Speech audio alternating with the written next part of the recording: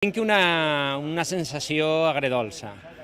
Crec que ha sigut molt positiva la possibilitat de defensar la ILP en seu parlamentària. No estic segur de que tots els grups hagin entès el missatge.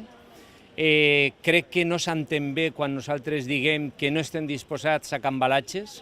Crec que es pensa que això és que nosaltres estem tallant la possibilitat del consens i no és cert.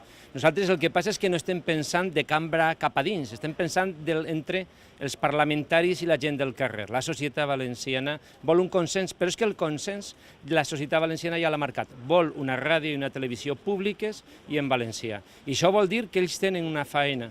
La seva faena és fer-ho això possible. Nosaltres en la nostra ILP el que hem dit, el que hem establert és uns mínims, però la feina la tenen que fer ells.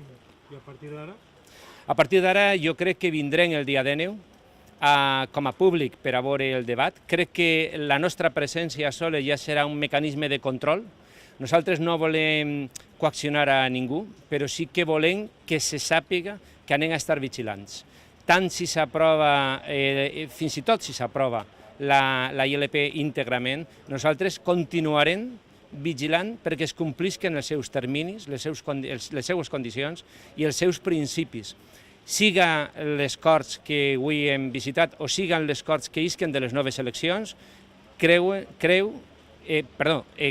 que tenen un deure i crec que és un deure prou important. N'hi ha un dret col·lectiu que cal respectar i que no pot ser objecte de cap component de política.